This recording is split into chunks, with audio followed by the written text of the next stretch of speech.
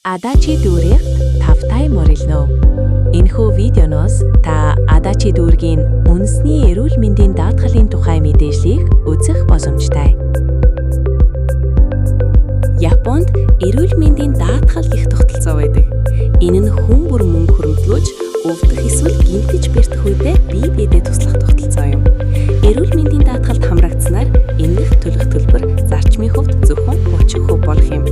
Японд оршин сууж буй хүн ажлын газрын даатгал эсвэл үндэсний эрүүл мэндийн даатгалын аль нэг нь заавал хамрагдах ёстой. Гадаад улсын иргэд ч мөн адил. Японд уран сараас дээш хугацаагаар аршин суух гадаад иргэд эрүүл мэндийн даатгалд хамрагдах ёстой. Гэхдээ аялал жуулчлал болон эмчилгээний зарилгаар Японд ирсэн хүмүүс хамрагдах боломжгүй. Энэхүү эрүүл мэндийн даатгалд өөрөө өргөдөл гаргаж бүртгүүлэх шаардлагатай. Автоматар бүртгэгдэхгүй. Оршин суугчийн бүртгэлээ хийлгэсний дараа нэн даруй Адачи дүүргийн захиргааны үндэсний эрүүл мэндийн даатгалын хэлтэстээр очиж бүртгүүлнэ. 3 чухал мэдээлэл байна. Нэгдүгээрт орлогын мэдүүлэг. Даатгалын шимтгэлийг өмнөх жилийн орлогоор тооцдог. Орлогын мэдүүлгээ өгөхөө бүү мартаарай. Орлого 100 байсан ч мэдүүлэх шаардлагатай.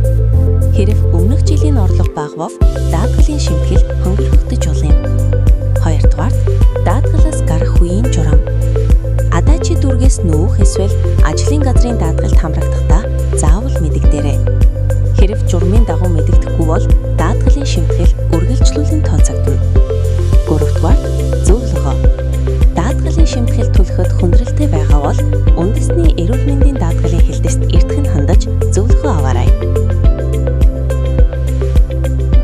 Даатгалын шимтгэлээ төлөхгүй бол хүндрэлтэй асуудлууд үүсдэг. Тухайлбал оршин суух зөвшөөрөл буюу виза сунгуулж чадахгүйд хүрч болцсошгүй. Мөн хугацаа хэвтрүүлсний галдангийн тооцохдох тухайлдал бий.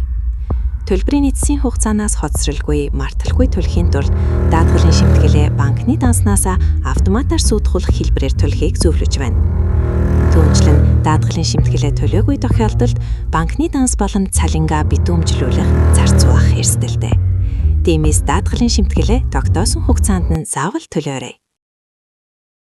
Дэлгэрэнгүй мэдээллийг Адачи дүүргийн цахим хуудаснаас авна уу? Үзсэнд баярлалаа.